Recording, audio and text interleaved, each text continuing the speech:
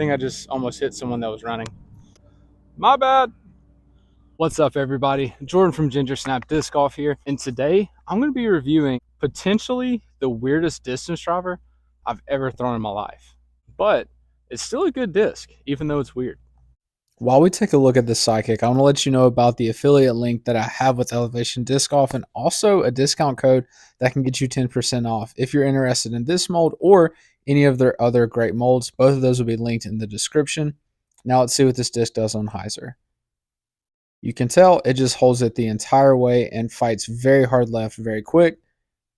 Now, if we put it more on a flat angle, it tends to push straight a lot longer before it eventually starts fading out at the end. Lastly, this disc on anhyzer holds the anhyzer nice and well, but still has good enough integrity to fight out of it at the end. And I'm going to be comparing it to the disc that I could find that has the closest distance numbers to this, which is the iBlend Emperor. 3 holes with these discs, something where I can get a good forehand, a hyzer shot, and then maybe a max distance shot with them. At the very end of the video, I'm going to give my honest review and opinion of the disc. All right, hole 1, it's about 325 feet, good forehand shot. Oh, it went far though. All right, the Emperor.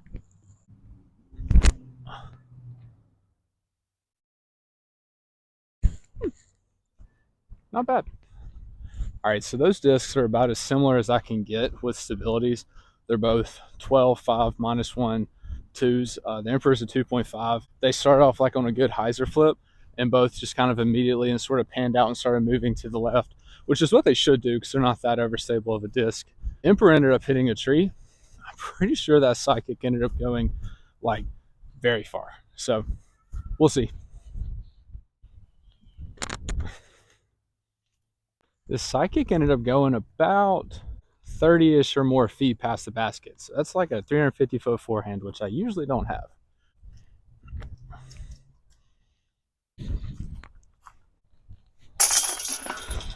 A couple of pars.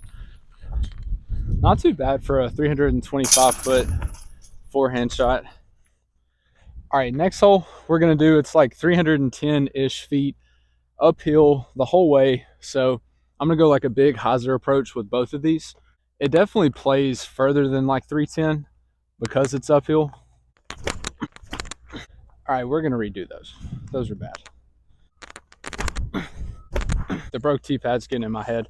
I'm a little bit over to the right from the T-pad, so that way I'm not worried about breaking my ankle. All right, Emperor first.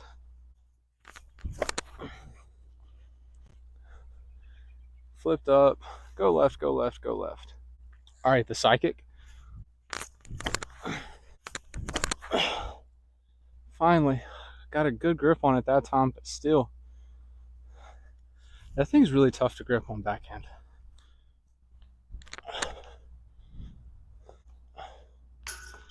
As I'm walking over to this last hole I'm gonna play, I'm gonna point something out. Like, I am really struggling to get a good grip on this disc. I'm not entirely sure what's going on. It just feels like my thumb is constantly just slipping off of it when I throw. And it's weird because I did not have this problem whatsoever with the other discs that they sent out to me. So I don't know if I just got one that was like very oily or slick or something or what, but I've tried throwing it multiple times and I'm really struggling to get a good grip on it. It just seems like at the point of release it just slips out of my hand instead of pops out of it, which is very odd. So we'll see. There's like a hybrid layout with this hole of like a par 4 about 600 feet or so all the way down to the left. So we're gonna see how this disc would play like in a practical par 4 situation where you're trying to get as much distance as possible, but also some pretty good placement. Go Psychic first.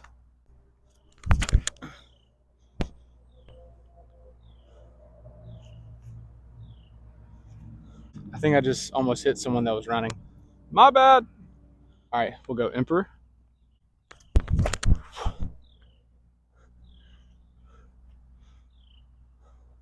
That had not been an elevation disc on my first throw, that probably would have skipped up and hit that guy.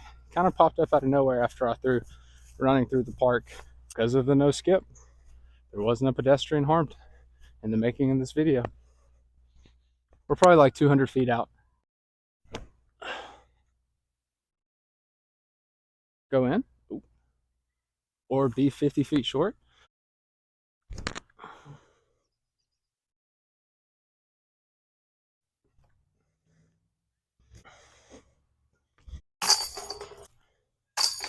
First of only two cons of this disc is that I really struggled, and I'm sure you could tell throughout the video, to get a good grip on this disc and throw it, which is really odd because I've used their discs before and grip was never a problem. If anything, it was better than normal discs because of the disc being made out of rubber. For whatever reason, this disc, and maybe I just got one that was extra oily or slick, I'm not really sure.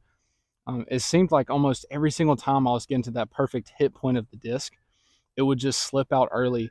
The only other con that I found with this disc is that you can tell from the profile view that I did at the beginning of the video, the disc just does not have any dome to it whatsoever.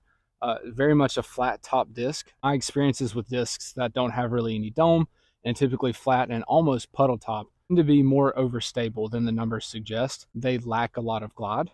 Also tend to want to get to the ground super quick. Definitely my experience with this disc. I really thought it was going to be a lot more glidey and just go for a very long time. But no matter what angle I seemed to put this disc on, it seemed to want to get to the ground super quick. All right, now let's talk about the pros of this disc because it's definitely the weirdest distance driver I've ever thrown, but it's also still a good disc, and I think you could find use for it. So the number one pro that I have for this disc is it seems to get effortless forehand distance. I don't quite understand it.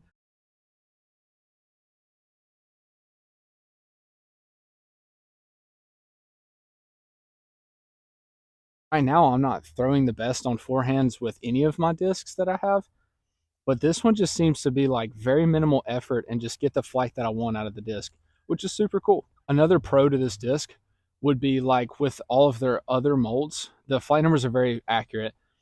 If anything, this one might be a little bit more overstable than the flight numbers. You're going to get some flip up out of it and you're going to get a reliable fade at the end. Like I've said in other videos, anytime a company can have a disc that's very true to the flight numbers, I have a lot of respect for that. Along with the flight numbers, this disc does seem to hold whatever angle you put on it before it has that reliable fade at the end.